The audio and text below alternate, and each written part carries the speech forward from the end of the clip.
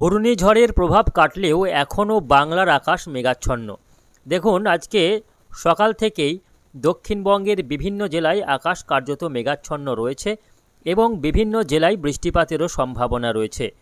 যদিও ঘূর্ণিঝড় বাংলার উপকূলে আঘাত করেনি, ঘূর্ণিঝড়টি তামিলনাড়ু উপকূলের পন্ডিচেরি সংলগ্ন এলাকায় আঘাত করে। এই মুহূর্তে ঘূর্ণিঝড়টি ধীরে ধীরে পশ্চিম দিকে অগ্রসর হচ্ছে। আগামীকাল ঘূর্ণিঝড় ফেঞ্জাল আরও পশ্চিম দিকে সরবে এবং কর্ণাটক পেরিয়ে ধীরে ধীরে আরব সাগরে পতিত হবে।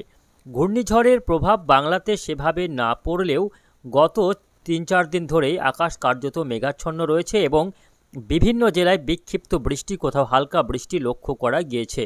আগামী ২৪ ঘন্টাতেও বাংলার বিভিন্ন জেলায় বৃষ্টি হতে পারে এমনটাই জানা যাচ্ছে। এই মুহূর্তে সরাসরি উপগ্রহ চিত্রে দেখা যাচ্ছে তামিলনাড়ু থেকে শুরু করে এদিকে অন্ধ্রপ্রদেশ, উড়িষ্যা, পশ্চিমবঙ্গ, বাংলাদেশ সর্বত্রই কিন্তু আকাশ মেঘাচ্ছন্ন।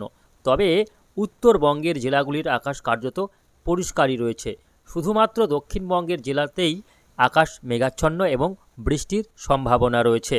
তবে মাঝে কিছুদিন আবহাওয়া পরিষ্কার থাকার পর আবারও কিন্তু ঝড় বৃষ্টির আশঙ্কা রয়েছে। আগামী কয়েকদিনের মধ্যে বঙ্গোপসাগরে আবারও নতুন করে নিম্নচাপ তৈরি হওয়ার সম্ভাবনাও রয়েছে। ফলে শীতের মাঝে আবারও এক দফায় ঝড় বৃষ্টি হতে পারে এমনও আশঙ্কা জোরালো হচ্ছে। তো আজকের ভিডিওতে আমরা বিস্তারিতভাবে আলোচনা করব যে আগামী ৪-৫ দিন আবহাওয়া কেমন থাকবে, ঘূর্ণিঝড় ফেঞ্জালের প্রভাবে আগামী ২৪ ঘন্টায় কোথায় কেমন বৃষ্টিপাতের সম্ভাবনা রয়েছে, জাঁকিয়ে ঠান্ডা কবে থেকে পড়বে, কনকনে ঠান্ডা কবে থেকে পড়ছে সেটা জানিয়ে দেব। অবশ্যই ভিডিওটি শেষ পর্যন্ত দেখবেন। এই মুহূর্তে আপনি কোন জেলা থেকে দেখছেন অবশ্যই আপনাদের জেলার নামটি আমাদের ভিডিওর কমেন্ট বক্সে লিখে জানাবেন এবং আজকে আপনাদের জেলাতে আবহাওয়া কেমন রয়েছে লিখতে ভুলবেন না। তো শুধু দর্শক, এই মুহূর্তে কিন্তু বাংলার আকাশ মেঘাচ্ছন্ন রয়েছে। আমি একটু জুম করে দেখাবো। দেখুন কোথায় কোথায় আকাশ মেঘাচ্ছন্ন রয়েছে। এদিকে পশ্চিমবঙ্গের কলকাতা, উত্তর দক্ষিণ ২৪ পরগনা, ২ মেদিনীপুর, এদিকে ঝাড়গ্রাম, বাঁকুড়া, পুরুলিয়া, বীরভূম, ২ বর্ধমান এবং মুর্শিদাবাদের দক্ষিণাংশে কিন্তু আকাশ কার্যত মেঘাচ্ছন্ন রয়েছে। এদিকে বাংলাদেশের খুলনা, বরিশাল, চট্টগ্রাম বিভাগে আকাশ মেঘাচ্ছন্ন রয়েছে। ঢাকার কিছু কিছু এলাকায় আংশিক মেঘাচ্ছন্নতা রয়েছে। এদিকে উড়িষ্যার বিস্তীর্ণ এলাকা জুড়ে আকাশ মেঘাচ্ছন্ন রয়েছে। তো এই রয়েছে মেঘের একটা প্রভাব। আমরা যদি একটু বায়ুর ঝাপটা মোড়ে যাই তাহলে দেখে নেব ঘূর্ণিঝড়ের বর্তমান পরিস্থিতি কোথায় রয়েছে, ঘূর্ণিঝড়টি এই মুহূর্তে কোথায় অবস্থান করছে।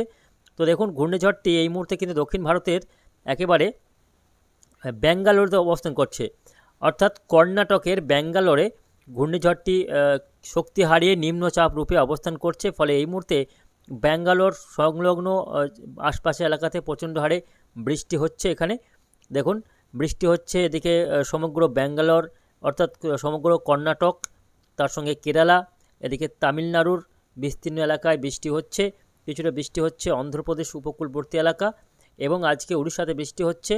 এই মুহূর্তে আজকে পশ্চিমবঙ্গেরও বিভিন্ন এলাকায় বৃষ্টিপাতের সম্ভাবনা রয়েছে। পশ্চিমবঙ্গের ক্ষেত্রে আজকে বৃষ্টি হতে পারে কলকাতা সহ আশপাশের এলাকা, এদিকে বৃষ্টি হতে পারে দক্ষিণ ২৪ পরগনা, তার সঙ্গে ২ মেদিনীপুর, ঝাড়গ্রাম, কিছুটা বাঁকুড়া, পুরুলিয়া, এই জেলাগুলিতে আজকে ছিটে ফোঁটা থেকে হালকা বৃষ্টির পূর্বাভাস দিয়ে রেখেছে আবহাওয়া দপ্তর। তবে বাকি জেলাগুলিতে বীরভূম থেকে শুরু করে ২ বর্ধমান, মুর্শিদাবাদ, নদিয়া, মালদা সহ উত্তরবঙ্গের বাকি জেলাগুলির আবহাওয়া মেঘলা থাকলেও বৃষ্টির কোনো সম্ভাবনা নেই। শুধুমাত্র উপকূলবর্তী জেলা এবং উড়িষ্যা লাগোয়া ও ঝাড়খণ্ড লাগোয়া কিছু কিছু জেলাতে বৃষ্টি হতে পারে, হালকা বৃষ্টি। বাকি কিন্তু সর্বত্রই আকাশ পরিষ্কার থাকবে। এই রয়েছে আজকের দিনের আবহাওয়ার একটা পরিস্থিতি। আগামীকাল মঙ্গলবারও সকাল থেকে অনেকটা বেলা পর্যন্ত, দুপুর পর্যন্ত মেঘলা আকাশ থাকবে। মেঘের এই যে আজকে যেমনভাবে মেঘলা আকাশটা রয়েছে, এই মেঘলা আকাশ আগামীকালও দেখা যাবে অনেকটা বেলা পর্যন্ত। তবে আগামীকাল দুপুরের পর থেকে ধীরে ধীরে এই মেঘটা কাটবে। তবে তার আগে পর্যন্ত আগামীকালও মেঘলা আকাশ থাকবে। আগামীকালও বাঁকুড়া, পুরুলিয়া, ঝাড়গ্রাম, ২ মেদিনীপুর, দক্ষিণ ২৪ পরগনা, কলকাতা আশপাশের এলাকাতে হালকা বৃষ্টি হতে পারে। আগামীকালও এরকমই সম্ভাবনা রয়েছে। তবে বাকি জেলাগুলিতে কিন্তু আংশিক মেঘলা আকাশ থাকলেও বৃষ্টির কোনো সম্ভাবনা নেই। আগামীকাল উড়িষ্যাতে বৃষ্টি রয়েছে, তবে বাংলাতে সেভাবে বৃষ্টির খুব একটা সম্ভাবনা নেই, যা হবে উপকূলবর্তী জেলাগুলিতেই। তো এই রয়েছে আগামীকালের আবহাওয়ার একটা পরিস্থিতি, বৃষ্টির সম্ভাবনা। তবে বুধবার থেকে পুরোপুরি আবহাওয়া পরিষ্কার হয়ে যাবে। বুধবার থেকে ঘূর্ণিঝড়ের প্রভাব কেটে যাচ্ছে এবং আবহাওয়া ফের শুকনো হতে থাকবে এবং তাপমাত্রা ফের নামতে থাকবে। মেঘটা কেটে গেলেই আকাশ পরিষ্কার হবে আর উত্তরের হাওয়া আবারও ঢোকা শুরু করবে। উত্তরে হাওয়া ঢোকা মানেই তাপমাত্রা নেমে যাওয়া। ফলে আগামী 4 তারিখ থেকেই তাপমাত্রা আবারও 10 থেকে 11 ডিগ্রি ঘরে নেমে যেতে পারে বাঁকুড়া পুরুলিয়া সহ পশ্চিমের জেলাগুলির তাপমাত্রা। তো এই রয়েছে আগামী 4 তারিখের আবহাওয়ার একটা পরিস্থিতি। তারপর মাঝে কয়েকটা দিন আবহাওয়া পরিষ্কার থাকবে। 5 তারিখ, 6 তারিখ, 7 তারিখ পর্যন্ত একই রকম আবহাওয়া বিরাজ করবে, শুকনো আবহাওয়া থাকবে, বেশ খানিকটা জাঁকিয়ে ঠান্ডা পড়বে, বৃষ্টির কোনো সম্ভাবনা নেই আগামী 7 তারিখ পর্যন্ত। তবে 8 তারিখ থেকে আবারও বৃষ্টি হতে পারে উপকূলবর্তী জেলাসহ দক্ষিণবঙ্গের বিভিন্ন জেলাতে, কেননা আগামী 8 তারিখ থেকে আবারও একটি অ্যান্টিসাইক্লোন তৈরি হবে বঙ্গোপসাগরে, ঠিক এই উত্তর বঙ্গোপসাগরে।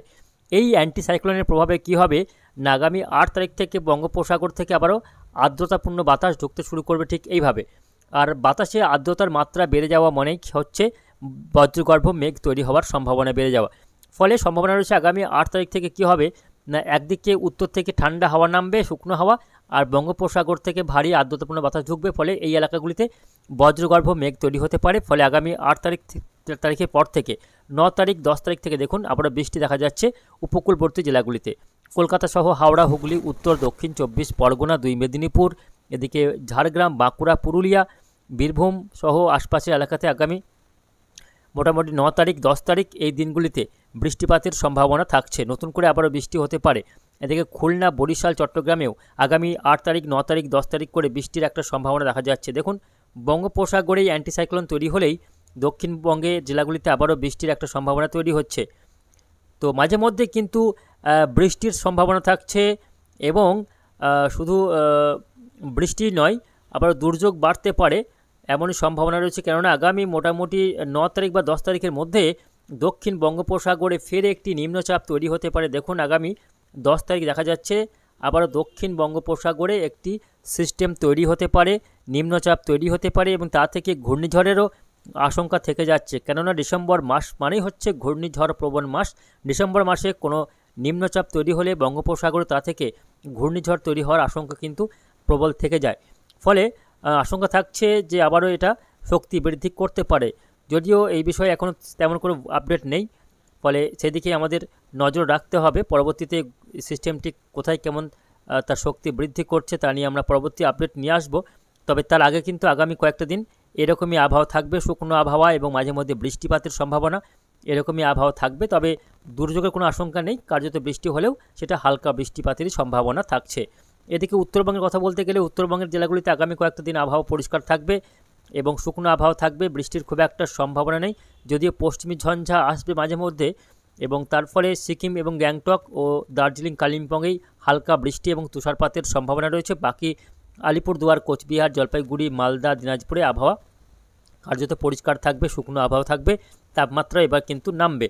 তো এই রয়েছে আগামী কয়েকটা দিনের আবহাওয়ার পরিস্থিতি।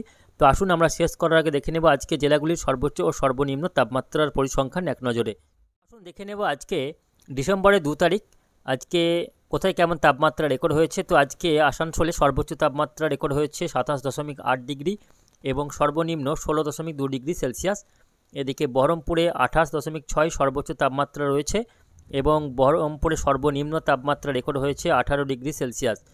বাঁকুড়াতে আজকে সর্বোচ্চ তাপমাত্রা রেকর্ড হয়েছে 26.7 ডিগ্রি এবং সর্বনিম্ন তাপমাত্রা এখনও রেকর্ড হয়নি। এদিকে বর্ধমানে সর্বোচ্চ তাপমাত্রা রেকর্ড করা হয়েছে 29 ডিগ্রি সেলসিয়াস, সর্বনিম্ন 18 ডিগ্রি। এদিকে কোচবিহারে সর্বোচ্চ তাপমাত্রা রেকর্ড হয়েছে 28.2 এবং সর্বনিম্ন 11.1 ডিগ্রি। দার্জিলিংয়ে সর্বোচ্চ তাপমাত্রা রেকর্ড হয়েছে 15.6 এবং সর্বনিম্ন 6 ডিগ্রি সেলসিয়াস। এদিকে ডায়মন্ড হারবারে 30 ডিগ্রি সর্বোচ্চ, 20.1 সর্বনিম্ন।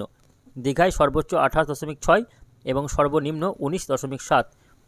এদিকে জলপাইগুড়িতে 29.7 সর্বোচ্চ এবং 12.5 ডিগ্রি সর্বনিম্ন তাপমাত্রা রেকর্ড করা হয়েছে। আলিপুরে সর্বোচ্চ তাপমাত্রা রেকর্ড করা হয়েছে 26.6 ডিগ্রি এবং সর্বনিম্ন 20 ডিগ্রি সেলসিয়াস। দমদমে 27.4 ডিগ্রি সর্বোচ্চ, 19 ডিগ্রি সেলসিয়াস সর্বনিম্ন তাপমাত্রা আজকে রেকর্ড করা হয়েছে দমদমে। আজকে হাওড়ার সর্বোচ্চ তাপমাত্রা রেকর্ড হয়েছে 27 ডিগ্রি সেলসিয়াস, সর্বনিম্ন রয়েছে 19 ডিগ্রি সেলসিয়াস। সল্টলেকে 27.9 সর্বোচ্চ এবং সর্বনিম্ন 21 ডিগ্রি। মালদাতে 27.2 সর্বোচ্চ এবং 17.3 ডিগ্রি সর্বনিম্ন। মুর্শিদাবাদে আজকে সর্বোচ্চ তাপমাত্রা রয়েছে 30.4 ডিগ্রি এবং এখনও সর্বনিম্ন তাপমাত্রা রেকর্ড হয়নি মুর্শিদাবাদে। পোর্ট ব্লেয়ারে আজকে তাপমাত্রা রয়েছে সর্বোচ্চ 30.2 এবং সর্বনিম্ন 26.3 ডিগ্রি। এদিকে আজকে শান্তিনিকেতনে সর্বোচ্চ তাপমাত্রা রয়েছে 28.2 এবং সর্বনিম্ন 16 ডিগ্রি সেলসিয়াস।